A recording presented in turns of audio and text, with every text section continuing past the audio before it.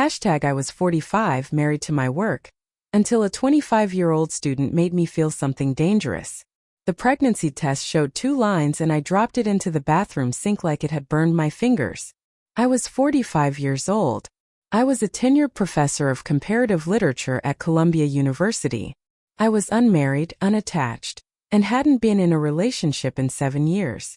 And the father, the only man I'd touched in over a year, was my 25-year-old graduate student who was currently sitting in my Monday afternoon seminar 3 floors below waiting for me to walk in and discuss Tolstoy as if nothing between us had ever happened. My hands were shaking. My reflection stared back at me from the bathroom mirror. Fair skin gone pale, long silky hair pulled into its usual neat twist, the composed mask I'd worn for 2 decades cracking right down the middle. I had built my entire life around control, around discipline, around the idea that love was a distraction I couldn't afford. And now in the span of 6 weeks everything I believed about myself was unraveling. I gripped the edge of the sink and tried to breathe. How did I get here? How did Dr. Catherine Ashford, the woman my colleagues called the Iron Maiden behind my back, end up pregnant by a student who called me Katie in the dark? It started, as most disasters do, with something completely ordinary. 6 months earlier I stood at the front of Lecture Hall 412 surveying the 18 graduate students enrolled in my fall seminar on 19th century Russian literature. I wore a charcoal blazer, pressed trousers, and an expression that communicated I had read more books than everyone in the room combined and wasn't particularly impressed by any of them. I was by all accounts brilliant. My monograph on Dostoevsky had been translated into 11 languages. I'd been offered visiting positions at Oxford, the Sorbonne, and Harvard. I'd turned them all down, not out of loyalty to Columbia, but because I despised the disruption of moving. I did not like disruption. I liked routine. I liked my apartment on Riverside Drive with its floor-to-ceiling bookshelves. I liked my morning coffee at exactly 6:15, my evening glass of Pinot Noir at exactly 8:30, and the silence that filled every hour in between. I had no pets, no plants, no voicemail messages from anyone who wasn't a colleague. My sister Margaret in Connecticut called once a month and always ended the conversation with the same sentence. "You're going to die alone, Catherine." I always responded the same way. "We all die alone, Margaret. I'll just be better prepared." The first time I noticed Ethan Cole was when he laughed. It wasn't a polite academic laugh, the kind my students usually offered when they wanted to seem engaged. It was a real laugh, sudden, warm, slightly too loud for the room, and it came in response to a passage from Anna Karenina that I had just read aloud. I looked up sharply. He was sitting in the 3rd row, leaning back in his chair with the easy confidence of someone who had never once worried about taking up too much space. He was tall, broad-shouldered, with fair skin and dark hair that fell across his forehead in a way that suggested he either didn't own a comb or didn't care. He wore a flannel shirt with the sleeves rolled to his elbows, and a watch that looked like it cost about $12. He was grinning at me. Not nervously. Not politely. Grinning like we shared a secret I hadn't been told about yet. "Something amusing, mister?" I checked my roster.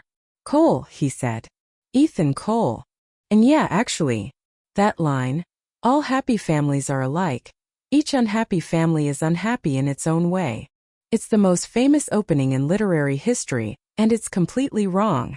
The room went silent. Students did not contradict me. Not on the first day. Not ever. I set down the book slowly. "Is that so? Happy families aren't alike at all," he said, still leaning back, still grinning, as if he were having a conversation with a friend at a bar rather than challenging a woman who could destroy his academic career with a single evaluation. My grandparents were happy and they screamed at each other every single day. My buddies' parents are happy and they haven't raised their voices in 40 years. Tolstoy was a genius, but he was also a guy who made his wife copy War and Peace by hand 7 times. His understanding of happy families was, let's say, limited. A few students snickered nervously. I studied Ethan Cole for a long moment. He met my gaze without flinching. His eyes were blue. Not the pale watery blue I associated with my father's wasp circle, but a deep, almost startling blue that seemed lit from within. Something about those eyes made my stomach tighten in a way I immediately resented. "That's an interesting theory, Mr. Cole," I said coolly. "Write me 10 pages defending it. Due Thursday." Thursday? That's 2 days. Then I suggest you start now. He showed up Thursday with 12 pages single-spaced and a coffee he'd bought me from the cart outside Hamilton Hall.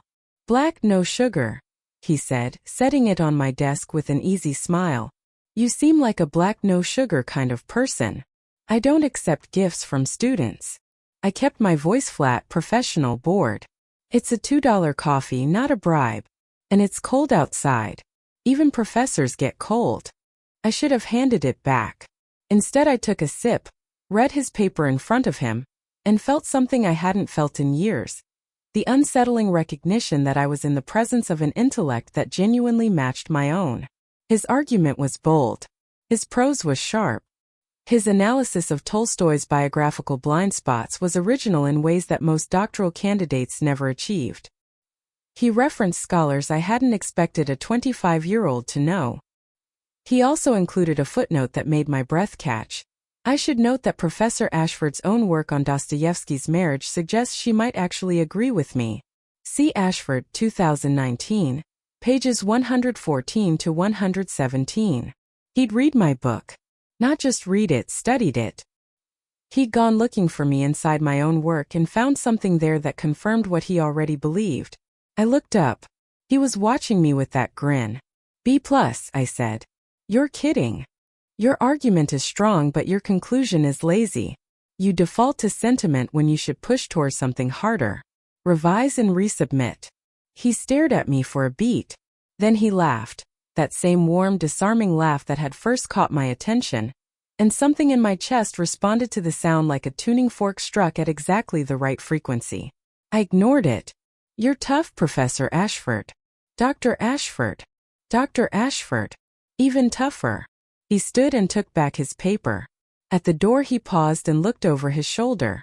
For the record, I don't think you're a black no sugar person at all. I think you put cream in when nobody's watching. He left.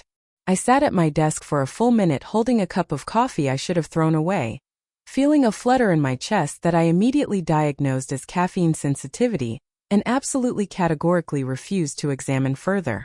If you're already hooked on this story, go ahead and hit that like button and subscribe now because things are about to get much more complicated, and you won't want to miss a single moment. Over the following weeks, Ethan Cole became a problem. Not an academic problem. He was easily the best student in my seminar, producing work that was insightful, provocative, and infuriatingly well written. The problem was everything else. It was the way he showed up to my office hours every Wednesday at 4 o'clock, always with 2 coffees, always with a new argument he wanted to test against me. It was the way our conversations about Tolstoy and Chekhov kept sliding into conversations about music, about childhood, about what we believed in. It was the way he looked at me. Not with the cautious reverence my other students showed, but with a directness that made me feel simultaneously exposed and visible in a way I hadn't been visible in years. I found myself preparing for Wednesdays. I hated that I noticed this about myself. On Tuesday nights I would catch myself choosing a different blouse or reconsidering whether to wear my hair in its usual twist, or leave it slightly looser. I would stop mid-thought, appalled, and put on the same charcoal blazer I always wore.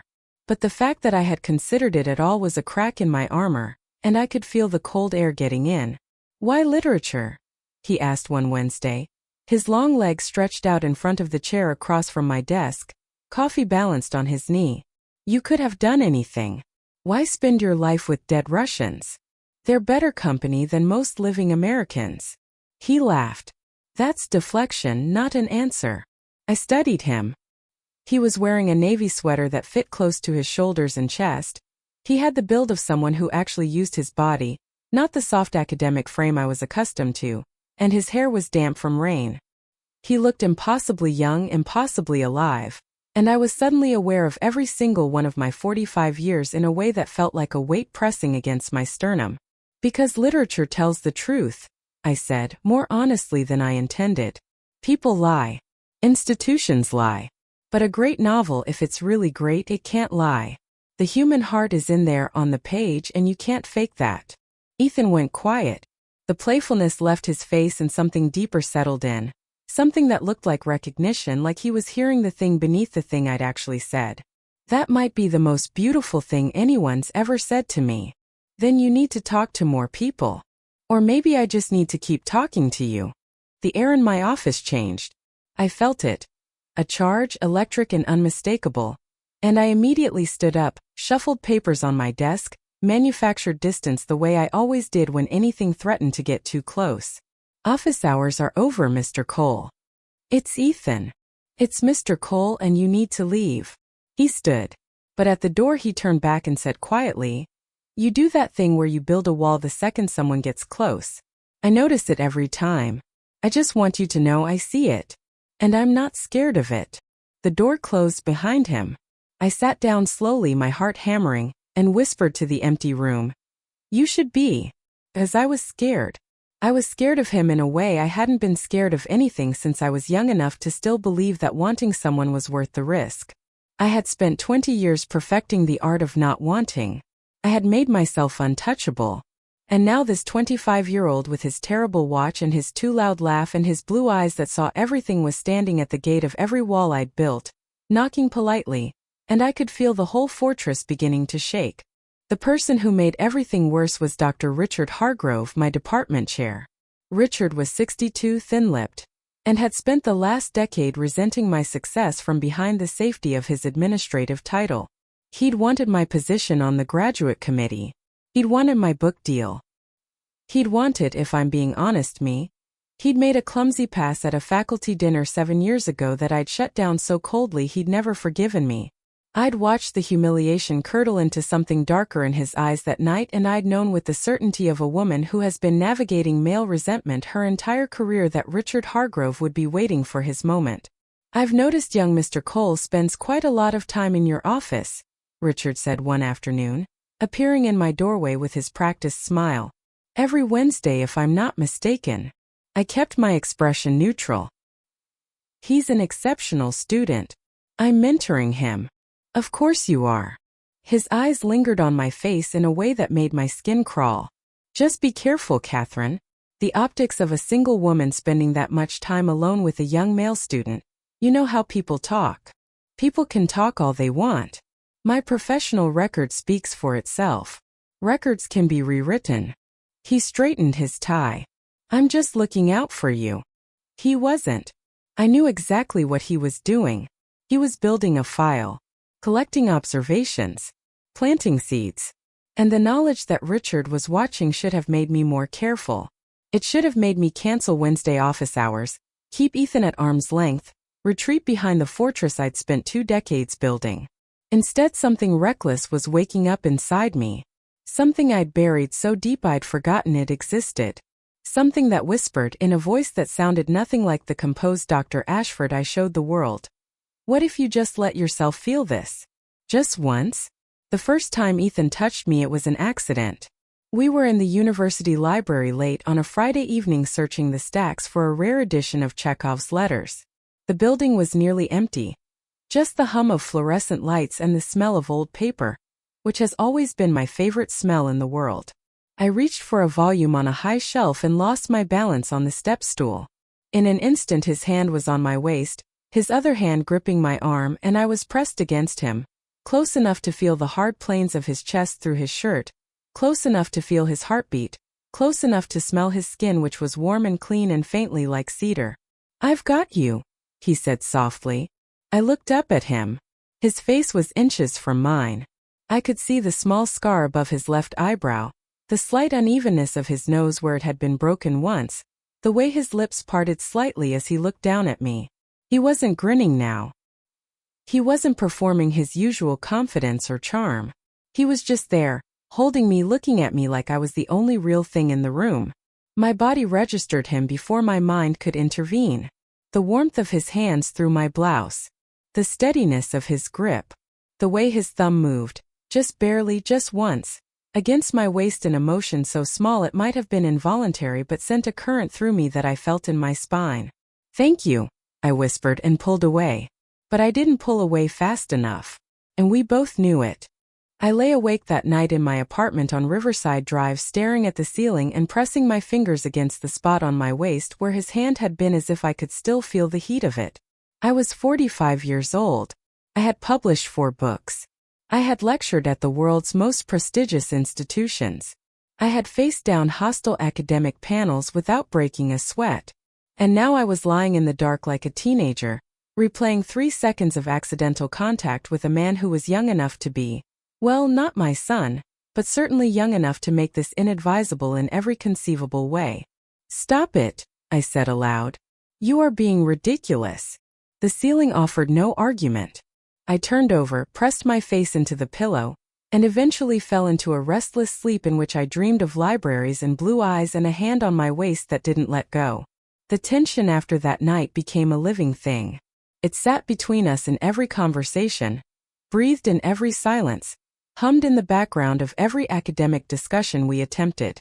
It was in the way our fingers brushed when he handed me coffee and neither of us moved away quickly enough. It was in the way I caught myself watching his hands when he gestured during seminar, long fingers, expressive, animated, and had to force my attention back to my notes. It was in the way he started calling me Catherine instead of Dr. Ashford, and I stopped correcting him because hearing my name in his voice did something to me that I was not prepared to examine. It was in the silences that grew longer and heavier between our words, weighted with everything neither of us was saying. "You're different from anyone I've ever met," he told me one evening as we walked across campus after a department lecture. It was November and the trees along College Walk were stripped bare against a darkening sky. Our breath came in white clouds. Our shoulders were close but not touching. That precise, agonizing distance that isn't accidental. "You're the most serious person I know, and somehow that's the most attractive thing about you." My heart kicked. "You shouldn't say things like that." "Why not?" "Because I'm your professor. Because I'm 20 years older than you.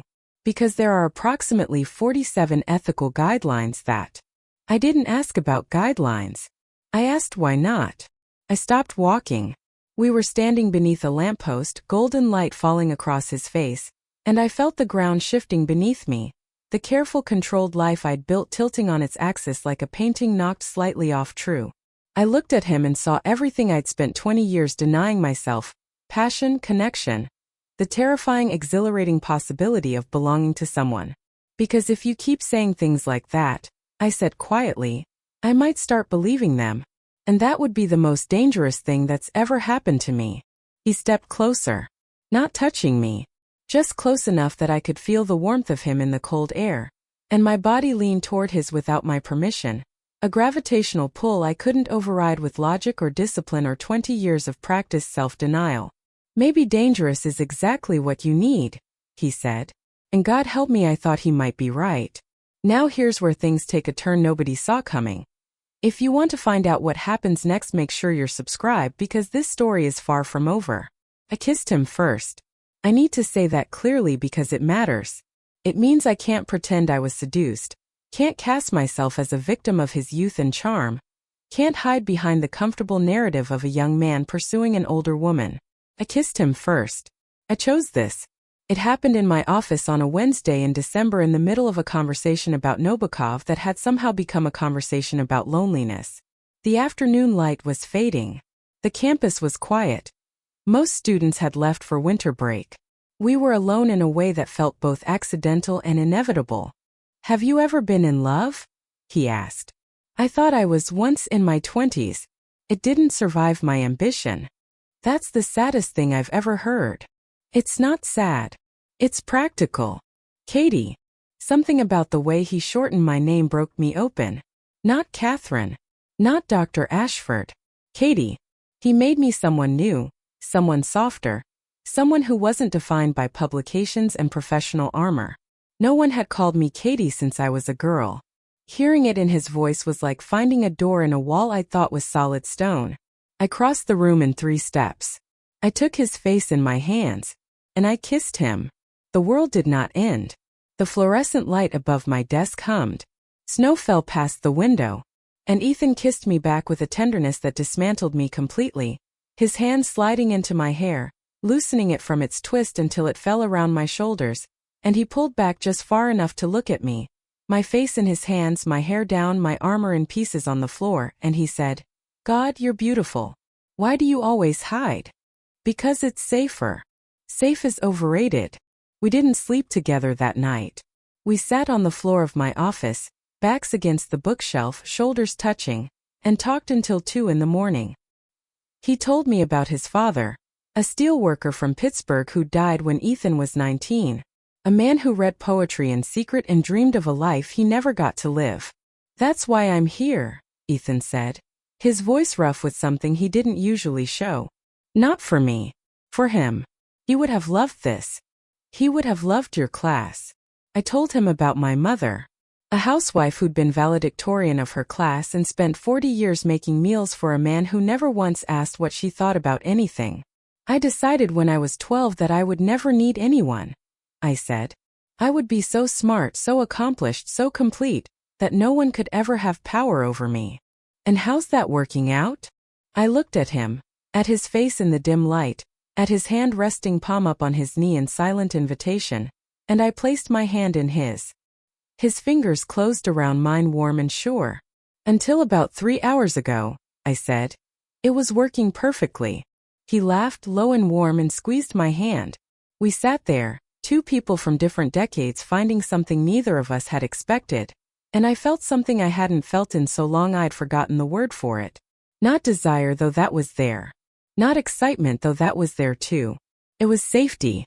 The absolute paradox of feeling safe with the most dangerous thing that had ever happened to me. The affair. I hated that word, but I couldn't find a better one. Lasted 3 months. 3 months of secret meetings. 3 months of stolen hours in my apartment on Riverside Drive. 3 months of a happiness so sharp and sudden it felt like bleeding. Ethan brought noise and light into my silent life. He cooked elaborate meals in my kitchen and left dishes in the sink. He played music too loud and danced in my living room and tried to get me to dance with him. He argued with me about everything: literature, politics, whether a hot dog qualified as a sandwich, and texted me terrible puns at midnight. He made me laugh. Really laugh, the kind that came from somewhere deep in my belly and left me breathless and aching. I couldn't remember the last time anyone had done that. But he also saw me. That was the part that terrified me most. He saw the woman behind the title, behind the publications, behind the controlled facade. He saw the girl who'd been lonely at 12 and was still lonely at 45. He saw the way I flinched when he got too close too fast, the way I used intelligence as a shield, the way I was terrified, genuinely profoundly terrified, of needing him. "You know what your problem is?" he said one night, lying in my bed, tracing lazy patterns on my bare shoulder with his fingertips. The touch was so gentle it barely registered on my skin, but I felt it everywhere. "I'm sure you're going to tell me. You think love is a weakness. You think if you let someone in they'll take something from you. But that's not how it works, Katie. Love doesn't take. It gives." That's very poetic for a man who just ate an entire pizza by himself. Don't change the subject. I'm not changing the subject. I'm observing that you have marinara sauce on your chin. He wiped his chin, grinned, and pulled me closer until my back was against his chest and his arms were wrapped around me and I couldn't have put distance between us even if I'd wanted to. Which I didn't. That was the problem. "Say it," he murmured against my hair. "Say what?" "That you feel something. That this isn't just some fling. That I'm not crazy for thinking this is real." I was quiet for a long time. Outside my apartment the city hummed its endless song: sirens, traffic, the distant heartbeat of 8 million lives being lived. I could feel his heartbeat against my back, steady and strong and patient, and I thought about all the years I'd slept alone in this bed. All the mornings I'd woken to silence. All the times I'd told myself that solitude was a choice and not a sentence. "You're not crazy," I whispered. "And I'm terrified." "I know. Me too. You have nothing to be terrified of. You're 25. Your whole life is ahead of you. You'll meet someone your own age and..." "Don't do that." "Do what?" "Decide my future for me. I'm right here, Katie. My whole life is right here. I wish you could see that." I turned in his arms and looked at him, this man who was too young and too kind and too brave for me, and I kissed him with everything I had, pouring 20 years of loneliness into it, and for a moment the walls came down completely. Every single one. And I was just Catherine. Just Katie. Just a woman who had finally, terrifyingly, let someone in. Then Richard Hargrove blew everything apart. It happened on a Tuesday in March. I was called to the dean's office where Richard sat with a manila folder and the expression of a man who'd been handed exactly what he'd been waiting 7 years for. He had photographs, taken through my office window, of Ethan and me in what could only be described as a compromising position. He had timestamps. He had a formal complaint drafted and ready to file. "This is a clear violation of the university's code of conduct," Richard said, his voice dripping with false concern that made bile rise in my throat. "A professor engaged in a sexual relationship with a student currently enrolled in her course. The power dynamic alone. He's a graduate student. He's 25 years old. He's an adult. He's your student, Catherine. Your direct advisee. You grade his work. You control his academic future. This isn't a romance. It's a liability." The dean, Dr. Patricia Huang, a woman I'd respected for 15 years, looked at me with an expression that combined sympathy and disappointment in equal measure. It was the disappointment that cut. "Catherine, you understand the position this puts us in. The university has zero tolerance. I'll resign from his committee. I'll transfer him to another advisor. It's too late for that," Richard said, and I could hear the satisfaction he was barely concealing. "The board is already aware. They're calling for a formal investigation. Suspension pending review. And if I were you, I'd start thinking about your tenure because this kind of scandal." "That's enough, Richard." Patricia's voice was sharp. She turned to me. "Go home. Don't contact Mr. Cole. We'll be in touch." I walked out of the dean's office and into the cold March air, and for the first time in my adult life I had absolutely no idea what to do. Everything I'd built, my career, my reputation, my identity, was balanced on the edge of a cliff. 25 years of work. 11 languages. 4 books. A life constructed with the precision and dedication of a cathedral, and now the foundation was cracking because I had done the one thing I'd sworn I would never do. I had let someone matter more than my work. And the worst part, the part that made my chest feel like it was caving in, was that I couldn't call the one person I wanted to talk to. I went home. I sat on my couch. I did not cry. I had trained myself out of crying years ago, but I pressed my hands against my eyes and let out a sound that was raw enough to startle even me. It came from somewhere primal, somewhere beneath the composure and the intellect and the armor. It sounded like grief. It sounded like 20 years of loneliness finally finding its voice. 2 hours later, Ethan was at my door. "I heard," he said. His face was tight with an anger I'd never seen from him before.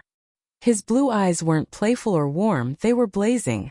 "Hargrove came to the seminar room. He made sure everyone knew.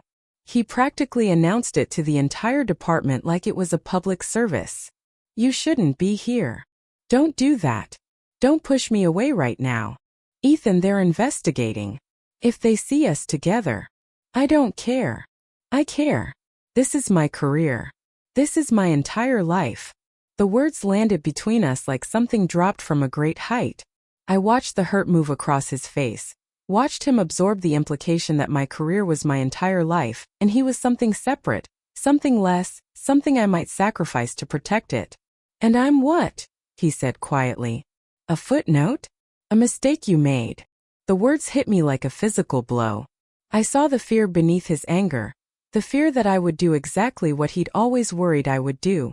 Choose the wall. Choose the safety. Choose the fortress over the person standing at the gate. "You're not a mistake," I said, and my voice cracked in a way that horrified me because it meant the walls were failing. "Right here, right now, in front of the one person who could see everything. You're the best thing that's happened to me in 20 years. And that's exactly why this is so terrifying. Because I have never had something I was this afraid to lose." He crossed my living room in 3 strides and pulled me into his arms, and I let him. I let myself be held. I let myself be small. I let the tears finally come, the ones I'd been holding back for 20 years, not just about him but about all of it, the loneliness and the control and the cold bed and the silence and the way I'd convinced myself that needing no one was the same as being strong. We stood in my living room swaying slightly, and he whispered into my hair, "We're going to figure this out. Promise. I'm not going anywhere. You should. You should run as far from me as possible." "Katie, shut up." I laughed through my tears, a broken, beautiful sound, and held on tighter. If this story is making you feel something, drop a comment below and tell me if you're rooting for us. And if you haven't already, hit subscribe so you're here for the ending. Trust me, you need to see how this ends. That night we sat at my kitchen table and made a plan. Ethan would voluntarily withdraw from my seminar and transfer to a different advisor. We would both cooperate fully with the investigation. We would provide evidence that our relationship had not affected his grades. His work was independently verified as exceptional, and 3 other professors had already agreed to vouch for his abilities. We would be transparent, honest, and refuse to be ashamed. It was a good plan. It would have been enough. And then I found out I was pregnant. Which brings us back to the bathroom. The 2 pink lines, the world tipping sideways on its axis. I stood in that bathroom for 20 minutes. I did the math over and over as if the numbers might change. I stared at the test as if it might rearrange itself into a different answer. I thought about my mother, who had been pregnant at 23 and spent the next 40 years disappearing into a role that consumed her. I had sworn I would never be that woman. I had sworn I would never let biology overrule my brain. But I also thought about the way Ethan's hand felt on my waist.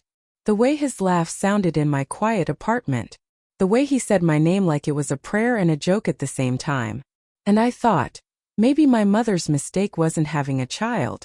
Maybe her mistake was choosing a man who never saw her. Ethan saw me. He had always seen me. Even when I didn't want to be seen. I didn't tell him immediately. I needed time I didn't have because the investigation was accelerating, and Richard Hargrove was giving interviews to the campus newspaper about protecting the integrity of the institution. He was enjoying this, not because he cared about ethics, because he was finally destroying the woman who had rejected him. My sister Margaret called. I saw the article online. Catherine, what is happening? I expected a lecture. I expected the same disappointed pragmatism Margaret had been offering me for decades. Instead, I heard myself say, with a clarity that surprised us both, I made a choice, Margaret. I fell in love. There was a long silence on the other end of the line. Then, in a voice I'd never heard from my sister before, soft, almost awed, Margaret said, It's about damn time. The investigation board convened on a Friday in a conference room on the 4th floor of Low Library. I sat before 5 of my colleagues, people I'd served on committees with, shared conference panels with, argued over budget allocations with, and answered their questions with every ounce of composure I had left. Yes, the relationship was real. No, I had not offered any academic preferment. Yes, I understood the policy. No, I was not willing to characterize what had happened as a predatory abuse of power because that was not what it was. What would you call it, Dr. Ashford? Asked Dr. Lieberman, a man I'd once considered an ally, now looking at me with the careful neutrality of someone who'd already made up his mind. I looked him in the eye. I would call it 2 adults finding each other at an inconvenient time in an inconvenient context. I would call it human. The policy doesn't account for humanity, Catherine. It accounts for liability. Then perhaps the policy is insufficient. The room stirred. Richard leaned forward in his chair, a predator scenting blood. I'd like to remind the committee that Dr. Ashford's conduct reflects not just on her, but on this entire department. If we allow this to stand without consequences. Richard. Patricia Huang's voice cut through the room like a blade. Before you continue, I think the committee should know that I received a letter this morning. Signed by 14 graduate students, including every member of Dr. Ashford's current and former seminars. She held up the letter.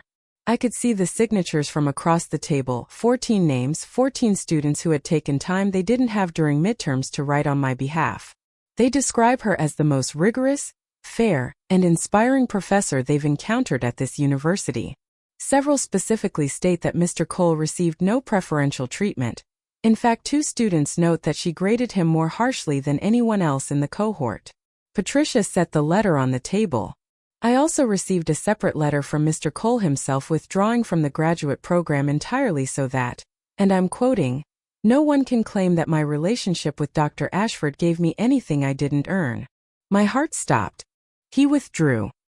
He gave up his place in the program, his father's dream, his own dream, The thing he'd told me he was doing not for himself but for a dead man who'd read poetry in secret, to protect me. He can't do that, I said, and my composure shattered completely. You can't let him do that. He earned his place here. His work is brilliant. His father. My voice broke on the word father and I had to stop because I was thinking about two things at once. Ethan's father who never got to live his dream, and the child growing inside me who would never know its grandfather, and the man who was willing to sacrifice everything because he believed I was worth it. It's his choice, Catherine, Patricia said gently. It's a sacrifice he shouldn't have to make. The committee will deliberate. You'll have our decision by Monday. I left the room on legs that felt like they belonged to someone else and found Ethan waiting in the hallway. He was sitting on the floor, back against the wall, legs stretched out, looking for all the world like the student I'd first noticed in the third row of my seminar. But his face was older now, drawn with a seriousness that hadn't been there before. 6 months ago he was a boy who laughed too loud and argued about Tolstoy. Now he was a man who had made the hardest decision of his life, and was sitting on a cold floor waiting to see if it was enough. You withdrew, I said. I did. Your father. My father would have done the same thing. He stood up slowly and looked at me with those blue eyes that had been my undoing from the very first day. Katie, listen to me. A degree is a piece of paper. I can get another one at another school at another time. But there's only one you. And I am not going to let some bitter petty man take everything you've worked for because you made the mistake of loving me. It wasn't a mistake. Then stop looking at me like it was. I stared at him. This man who had upended my entire existence. Who had crashed through every wall I'd ever built. Who was standing in a hallway at Columbia University willing to sacrifice his own future because he believed I was worth it. I thought about all the literary heroines I'd spent my career studying. Anna Karenina, who threw herself in front of a train. Emma Bovary, who swallowed arsenic. All those brilliant doomed women who loved the wrong man at the wrong time and paid for it with everything. I wasn't going to be one of them. I wasn't going to be a cautionary tale. I was going to be something else entirely. I'm pregnant, I said. The hallway went absolutely silent. Somewhere distant a janitor's cart rattled. A siren wailed on Broadway. Ethan blinked. His mouth opened then closed then opened again. Say something, I whispered. Are you, is it? It's yours. Of course it's yours. There hasn't been anyone else in, Ethan, it's yours. He took a step toward me. Then another. His hands were shaking. I'd never seen his hands shake. These confident, expressive hands that gestured when he talked and held coffee cups and turned pages and touched me with such sureness. And he reached out and placed them gently, reverently on my waist. The same way he had in the library that night. The same place. The same tenderness. As if I were something precious and precarious that he was determined not to drop. A baby, he said. I know it's complicated. I know the timing is. Katie. His voice was thick. His eyes were shining with tears he wasn't trying to hide. A baby. And then Ethan Cole, 25 years old, charismatic, witty, extroverted, irreverent Ethan Cole who had never once let me see him without his armor of humor and confidence, sank to his knees in the hallway of Hamilton Hall and pressed his forehead against my stomach and wept. I put my hands in his hair. I felt his shoulders shaking. I felt the tears soaking through my blouse. And I cried with him. Not from sadness but from the overwhelming, obliterating relief of being known. Of being held. Of being loved by someone brave enough to kneel. The committee's decision came on Monday. I was censured but not terminated. My tenure was preserved contingent on a year of probation and mandatory training on professional boundaries. It was a slap on the wrist dressed up as a punishment and everyone knew it. The student letters had made it politically impossible to fire me without looking retaliatory, and Patricia Huang, whatever her reservations, was not willing to destroy a brilliant woman's career over what she privately told me was the most human thing you've ever done. Richard Hargrove was furious. He filed an appeal. He gave another interview. He pushed and prodded and schemed with the relentless energy of a man whose entire identity depended on my destruction. And then 3 weeks later his own emails were leaked. Someone, I never found out who though I had my suspicions, sent Patricia Huang a folder of emails in which Richard explicitly stated that his goal was to finally put that arrogant woman in her place. Emails showing he had orchestrated the investigation not out of ethical concern, but as retaliation for my rejection 7 years earlier. Emails in which he referred to me with language so vile that Patricia told me later she had to stop reading twice. Richard Hargrove was terminated. Effective immediately. His office was cleared out on a Thursday afternoon and I happened to walk past as he carried a box of his belongings to his car. He looked at me with an expression of such concentrated hatred that I almost felt sorry for him. Almost. "Good luck, Richard," I said. And I kept walking. Ethan reapplied to graduate school the following fall, at NYU, not Columbia, to avoid any further complications. He was accepted with a full fellowship. His new advisor called me, and I braced myself for judgment. Instead, the woman said, "His application essay was the most compelling thing I've ever read. He wrote about his father, and about a woman who taught him that being serious about what you love isn't a weakness. It's the bravest thing you can do." I hung up the phone and sat at my desk in my office on Riverside Drive, the same office where I'd kissed him for the first time, and smiled. Not my controlled professional smile. A real one. The kind that starts in the chest and spreads until your whole body feels warm and your eyes sting, and you realize you're not just smiling. You're becoming someone you didn't know you could be. Our daughter was born in October. We named her Anna, after Karenina, of course, because Ethan and I couldn't resist the irony, but also after Ethan's grandmother, who had once told him that the secret to a good life was finding someone who makes you laugh and never letting them go. I was terrified of motherhood. More terrified than I'd been of the investigation. More terrified than I'd been of falling in love. More terrified than I'd been of anything in my entire carefully controlled life. I read 17 books on infant development in 3 weeks. I created a color-coded schedule for feeding, sleeping, and developmental activities. I approached parenthood the way I approached scholarship, with exhaustive research and meticulous organization. Ethan took one look at my schedule, laughed his too loud laugh, and stuck it to the refrigerator with a magnet shaped like a taco. "You know she's a baby, right?" he said. "Not a dissertation. Organization is the foundation of." "Katie, she just spit up on your Dostoevsky monograph." I looked down at my book, the book that had defined my career, that had been translated into 11 languages, that I had spent 3 years of my life writing, now decorated with a milky stain. I looked at the tiny creature responsible who was blinking up at me with Ethan's blue eyes and my own determined expression. She had my fair skin and his dark hair and an expression that somehow already communicated she was not impressed. I laughed. Really laughed. From the belly. "She's a critic," I said. "Takes after her mother." "God help us all," Ethan said and kissed my forehead. We didn't get married right away. I wasn't sure I believed in marriage, and Ethan said he didn't care about a piece of paper as long as he could keep calling me Katie. But on Anna's first birthday he proposed. Not with a ring but with a first edition copy of Chekhov's Letters, the same volume we'd been looking for in the library the night he first touched me. I opened the front cover and found his handwriting. The same bold, confident handwriting I'd first encountered in a 12-page paper about Tolstoy being wrong. It read, "To Katie, you reached for something on a high shelf and I caught you. I've been catching you ever since. Marry me and I'll never let you fall." I said yes before he finished reading it. The wedding was small. Margaret flew down from Connecticut and cried through the entire ceremony. Ethan's mother and brother came from Pittsburgh. A few colleagues attended, the ones who had signed the letter, the ones who had stood by me when standing by me was professionally risky. And baby Anna sat in my sister's arms in a white dress, chewing contentedly on a board book about farm animals, completely indifferent to the fact that her parents were doing something extraordinary. I wore my hair down, long and silky, falling past my shoulders the way Ethan loved it, the way I'd hidden it for 20 years behind twists and clips because loose hair felt too vulnerable, too feminine, too much like the woman I was afraid to be. Ethan looked at me and his face did something that I will remember until the day I die.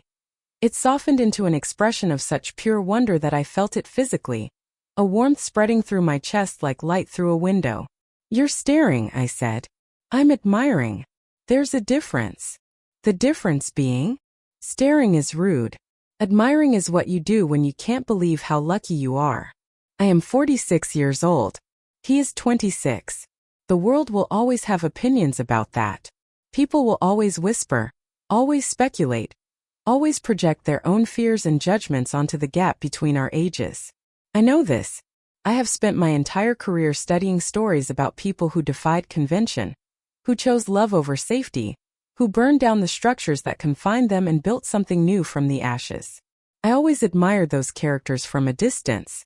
I analyzed their choices with academic precision. I wrote papers about their courage while sitting alone in my apartment drinking wine and telling myself that courage like that wasn't for people like me. I was wrong. I spent 20 years studying love in novels. I was an expert on the human heart as it appeared on the page. I could analyze desire, longing, devotion, and loss with surgical precision. But I had never once let myself feel any of it. I had dissected love without ever being brave enough to be wounded by it. Ethan didn't let me stay safe. He didn't let me stay in the audience, watching the story from a comfortable distance. He pulled me onto the stage and into the light and said, "Your turn, Katie. Live it." I still teach at Columbia. I still wear charcoal blazers. I still intimidate my students and produce scholarship that my peers describe as ferociously brilliant. But now when I read the opening line of Anna Karenina, I pause. I smile. And I say to my class, Tolstoy wrote that all happy families are alike. My husband says he was wrong. I used to think my husband was naive. I look out at their faces, young, eager, still believing that they can understand the human heart through study alone, and I finish the thought. Now I think he might be the wisest person I've ever known. And somewhere in the back of my mind I hear him laughing. That warm, too loud, completely disarming laugh that first caught my attention in a lecture hall 6 years ago. The laugh that knocked on the gate of every wall I'd built and simply waited, with patience and coffee and terrible puns, until I was brave enough to open the door. I was 45 when I opened it. I was 45 when I stopped being an expert on love and started being a student of it. I was 45 when I learned the most important lesson of my life, one that no book, no lecture, no monograph could ever have taught me. It is never too late to let someone in. It is never too late to choose the dangerous, magnificent, terrifying act of being known. And the person you become when you finally stop hiding, hair down, walls down, heart wide open, is the person you were always meant to be. If this story moved you, if it made you think about the walls you've built or the love you've been afraid to let in, then do something for me right now. Share it with someone who needs to hear it. Like this video. Leave a comment and tell me, what wall are you ready to take down? And subscribe because every week we tell stories about people who were brave enough to choose love over fear. Maybe next time the story will be yours.